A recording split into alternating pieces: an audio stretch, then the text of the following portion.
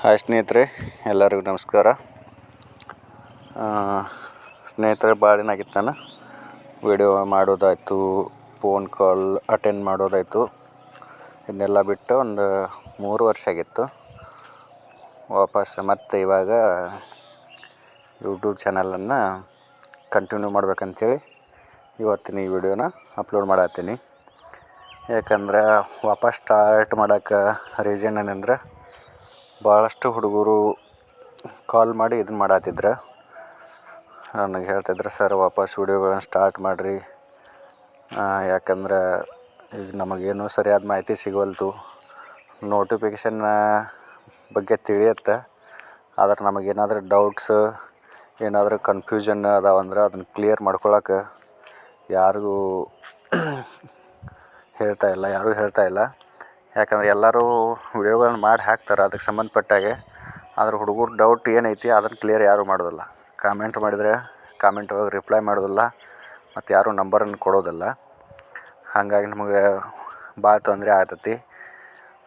ಇದರಿಂದ ಎಷ್ಟು ಹುಡುಗರು ಜಾಬ್ ಸೇರ್ಬೇಕಾದವ್ರು ಜಾಬ್ ಸೇರೋಕ್ಕಾಗಲಿಲ್ಲ. ಯಾಕಂದರೆ ಅವ್ರಿಗೆ ಕೆಲವೊಂದು ಡೌಟ್ಗಳು ಇದ್ದ ಸಂಬಂಧ ಅವ್ರಿಗೆ ಅದನ್ನ ಯಾರೂ ಕ್ಲಿಯರ್ ಮಾಡಲಾರ್ದಕ್ಕೆ ಅವರಿಗೆ ಸರಿಯಾದ ಮಾಹಿತಿ ಸಿಗಲಾರ್ದೆ ಅವ್ರು ಹಿಂದೆ ಉಳ್ಕೊಂಡ್ರು. ಆವಾಗ ಅವರು ಅಂಥ ಹುಡುಗರೆಲ್ಲ ಪಶ್ಚಾತ್ತಾಪ ಪಡಾಯ್ತಾರೆ, ನಮಗೇನು ಸರಿಯಾದ ಮಾಹಿತಿ ಸಿಗ್ತಾ ಇಲ್ಲ ಅಂತೇಳಿ. ಇದನ್ನೆಲ್ಲ ಹೇಳಿದ್ಮ್ಯಾಗ ನನಗೂ ಹೌದು ನಿಜ ಅನ್ನಿಸ್ತು. ಎಲ್ಲ ವಾಪಸ್ ಸ್ಟಾರ್ಟ್ ಮಾಡಬೇಕು, ಕಂಟಿನ್ಯೂ ಮಾಡಬೇಕು ಅಂಥೇಳಿ ಚಾನಲನ್ನು ವಾಪಸ್ ಚಾಲೂ ಮಾಡ್ತಾಯಿದ್ದೀನಿ. ಇದ್ರೊಳಗೆ ಭಾಳಷ್ಟು ಹುಡುಗರು ಆಲ್ರೆಡಿ ಸೆಲೆಕ್ಟ್ ಆಗಿ ಹೋದವರೆಲ್ಲ ಅದಾರ. ಇನ್ನು ಮತ್ತೇನಿದಾವೆ ನೆಕ್ಸ್ಟ್ ಹುಡುಗರು, ಎಷ್ಟು ಹುಡುಗರು ಹೊಸ್ದಾಗಿ ಬರ್ತಾರೆ. ಹೊಸ್ದವ್ರು ಬಂದವರಿಗೆಲ್ಲ ವೆಲ್ಕಮ್. ಆದರೆ ಕೆಲವೊಂದಿಷ್ಟು ಇದ್ರೊಳಗೆ ಬದಲಾವಣೆ ಮಾಡತ್ತೆ ನಾನು ವಿಡಿಯೋ ಹಾಕೋದ್ರೊಳಗೆ.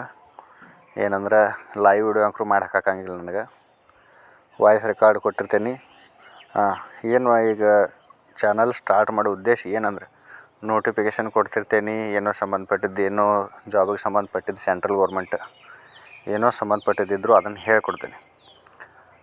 ಎಲ್ಲದಕ್ಕಿಂತ ಮೇನ್ ನಿಮ್ಮ ಪ್ರಾಬ್ಲಮ್ಗಳು ಏನದಾವ ಅದನ್ನು ಸಾಲ್ವ್ ಮಾಡ್ತೀನಿ. ನಂತರ ಸಜೆಷನ್ ಕೊಡ್ತೀನಿ ಏನು ಮಾಡಬೇಕು ಏನಿಲ್ಲ ಅಂಥೇಳಿ. ಹಾಗಾಗಿ ಡೈರೆಕ್ಟ್ ನಾನು ನಂಬರ್ ಕೊಟ್ಟಿರ್ತೀನಿ, ಆ ನಂಬರಿಗೆ ನೀವು ಕಾಲ್ ಮಾಡ್ಬೋದು.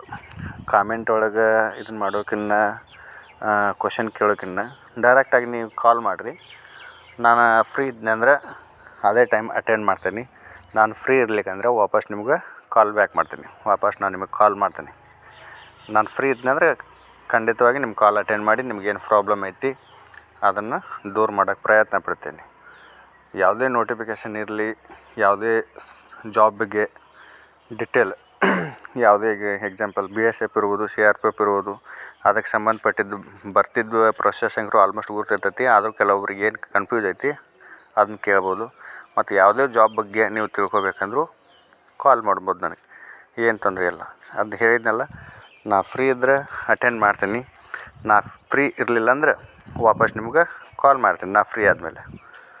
ಹಾಗಾಗಿ ಯಾವುದೇ ಹುಡುಗರಿಗೆ ತೊಂದರೆ ಆಗಬಾರ್ದು ಜಾಬ್ಗೆ. ಯಾಕಂದ್ರೆ ಇವಾಗ ಸ್ಟೇಟ್ ಗೌರ್ಮೆಂಟ ಪದೇ ಪದೇ ಕನ್ಫರ್ಮ್ ಆಗೋದಿಲ್ಲ, ಆದರೂ ಕಾಂಪಿಟೇಷನ್ ಜಾಸ್ತಿ ಆಗತೈತಿ. ಯಾಕಂದರೆ ಎಲ್ಲ ಡಿಗ್ರಿ ಕ್ವಾಲಿಫೈಡ್ ಮಾಡಿಕೊಂಡು, ಡಿಗ್ರಿ ಮುಗಿಸ್ಕೊಂಡು, ಡಬಲ್ ಡಿಗ್ರಿ ಮಾಡಿಕೊಂಡು ಮನೆಯಲ್ಲಿ ಕುಂಡ್ರೋದ್ರಿಂದ ಎಷ್ಟು ತೊಂದರೆ ಆಗ್ತೈತೆ. ಮನೆಯೊಳಗೆ ಕಲಿಸಿ ನಾವೇನು ಉಪಯೋಗ ಆಗಲಿಲ್ಲ ಅಂಥೇಳಿ ಮನೆಯವ್ರಿಗೂ ತೊಂದರೆ, ಕಲಿತು ನಾವೇನು ಒಂದು ಗೌರ್ಮೆಂಟ್ ಜಾಬ್ ಸಿಗೋಲ್ತಂಥೇಳಿ ನೀವು ತೊಂದರೆ ಅನುಭವಿಸ್ತೀರಿ. ಆದರೆ ಸೆಂಟ್ರಲ್ ಗೌರ್ಮೆಂಟ್ ಏನೈತಿ, ಪ್ರತಿ ವರ್ಷ ಕರ್ಕೊತ ಇರ್ತಾರೆ, ಕನ್ಫರ್ಮ್ ಹಾಕ್ಕೊತ ಇರ್ತಾವೆ.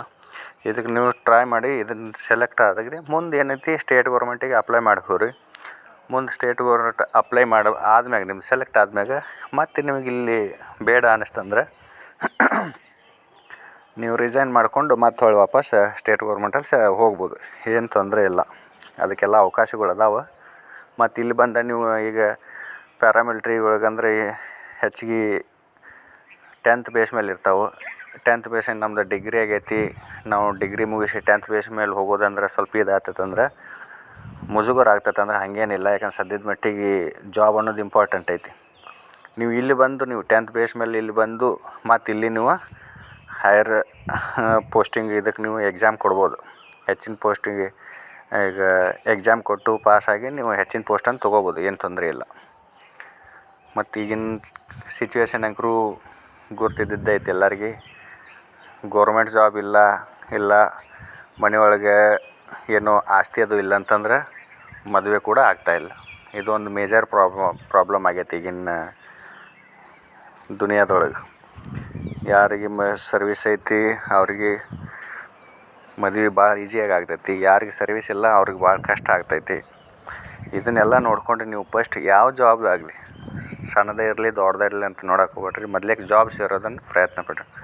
ಆಮೇಲೆ ಅಂತ ಮತ್ತು ನೀವು ಅದರೊಳಗೆ ಇದ್ಕೊಂಡು ನಿಮ್ಮ ಮುಂದಿನ ಗುರಿಯನ್ನು ನೀವು ಮುಟ್ಬೋದು. ಸ್ಟೇಟ್ ಗೌರ್ಮೆಂಟಿಗೆ ವಾಪಸ್ ಅಪ್ಲೈ ಮಾಡೋರು ಸ್ಟೇಟ್ ಗೌರ್ಮೆಂಟಿಗೆ ಮಾಡ್ಬೋದು, ಇಲ್ಲ ಇಲ್ಲಿ ಇದ್ಕೊಂಡು ಇಲ್ಲಿನ ಹೆಚ್ಚಿನ ಪೋಸ್ಟಿಗೆ ಅಪ್ಲೈ ಮಾಡಿ ನೀವು ಅದನ್ನು ಸೆಲೆಕ್ಟ್ ಆದರೆ ಅದನ್ನು ತೊಗೋಬೋದು, ಏನು ತೊಂದರೆ ಇಲ್ಲ. ಅದು ಫೈನಲಾಗಿ ಹೇಳೋದು ಏನಂದ್ರೆ ನಿಮ್ಗೆ ಏನೋ ತೊಂದರೆ ಐತಂದ್ರೆ ಕಾಲ್ ಮಾಡಿ ಸಜೆಷನ್ ತೊಗೋಬೋದು, ಏನು ತೊಂದರೆ ಇಲ್ಲ. ನಾನು ನಂಬರ್ ಕೊಟ್ಟಿರ್ತೀನಿ, ಅದೇ ನಂಬರ್ಗೆ ನೀವು ಕಾಲ್ ಮಾಡಿರಿ. ಆ ನಂಬರ ಆ ಟೈಮ್ ಅಟೆಂಡ್ ಮಾಡಲಿಲ್ಲ ಅಂದರೆ ನಾನು ವಾಪಸ್ ಕಾಲ್ ಮಾಡ್ತೇನೆ ನಿಮಗೆ. ಏನೋ ಪರ್ಸ್ನಲ್ ಇರ್ಬೋದು, ಏನೋ ಯಾವುದೋ ಸಂಬಂಧಪಟ್ಟಾಗ ನಿಮಗೆ ಏನೋ ತಿಳಿಲಿಲ್ಲ ಅಂದರೂ ಕಾಲ್ ಮಾಡಿರಿ. ಒಂದು ವೇಳೆ ಆ ವಿಷಯ ನೀವು ಆಗ ಕೇಳಿದ ತಕ್ಷಣ ಆ ವಿಷಯ ನನಗೆ ಗೊತ್ತಿಲ್ಲ ಅಂದರೂ ನಾನು ಮತ್ತು ಬೇರೆದವ್ರು ನಮ್ಮ ಕಡೆ ಏನು ಮತ್ತು ನಮ್ಮ ಹುಡುಗರು ಬೇರೆದವ್ರು ಇದ್ದಾರೆ, ಆಲ್ರೆಡಿ ಸರ್ವಿಸ್ ಒಳಗೆ ಎಲ್ಲ ಸರ್ವಿಸ್ ಒಳಗಿದ್ದಾರೆ. BSFದೊಳಗೆ ನಾನು ಇದ್ದೀನಿ, ITBP ಒಳಗೆ ಅದಾರ, CRP ಒಳಗೆ ಅದಾರ, ಎಲ್ಲೆಲ್ಲಿ ಅದಾರಲ್ಲ, ಯಾವ ಪೋಸ್ಟಿಗೆ ನೀವು ಸಂಬಂಧಪಟ್ಟಂಗೆ ಕೇಳ್ತೀರಿ ಎಲ್ಲದನ್ನು ನಾನು ತಿಳ್ಕೊಂಡು ನಿಮ್ಗೆ ವಾಪಸ್ ಆನ್ಸರ್ ಮಾಡ್ತೀನಿ. ಆಲ್ರೆಡಿ ಭಾಳಷ್ಟು ಹುಡುಗರು ಈ ಸರ್ವಿಸಲ್ಲಿ ಇದ್ದಾರೆ, ನನ್ನ ಸ್ಟೂಡೆಂಟ್. ಈಗ ಅವರು ಚಾನಲ್ ಒಳಗಿದ್ದಾರೆ. ಅವ್ರು ಏನಾರ ಈ ವಿಡಿಯೋನ ನೋಡಿದರೆ ಈಗ ಯಾರು ಪ್ರಯತ್ನ ಪಡಕತ್ತಾರಲ್ಲ ಅಂಥವ್ರಿಗೆಲ್ಲ ಕಳಿಸ್ಕೊಡ್ರಿ, ಈ ವಿಡಿಯೋನ ಕಳಿಸ್ಕೊಡ್ರಿ, ಅವ್ರಿಗೆ ಹೆಲ್ಪ್ ಆಗಲಿ. ನಿಮ್ಗಂಕರು ಆಲ್ರೆಡಿ ಹೆಲ್ಪ್ ಆಗೈತಿ, ನೀವು ಸರ್ವಿಸ್ ಮಾಡತ್ತೀರಿ. ಈಗ ಇನ್ನು ಮುಂದೆ ಬರೋರು ಏನದಾರಲ್ಲ, ಫ್ಯೂಚರಾಗಿ ಬರೋರು, ಅಂಥವ್ರಿಗೆ ಈ ವಿಡಿಯೋನ ಕಳಿಸ್ಕೊಡ್ರಿ, ಅವ್ರಿಗೂ ಕೂಡ ಹೆಲ್ಪ್ ಆಗಲಿ. ಆ ನಂಬರಿಗೆ ಕಾಲ್ ಮಾಡಿರಿ, ನಾ ಕೊಟ್ಟಿರೋ ನಂಬರಿಗೆ ಕಾಲ್ ಮಾಡಿರಿ. ಈ ನಂಬರಿಗೆ ಕಾಲ್ ಅಟೆಂಡ್ ಮಾಡ್ತೀನಿ, ಏನು ತೊಂದರೆ ಇಲ್ಲ. ಓಕೆ ದೋಸ್ತು, ಬಾಯ್.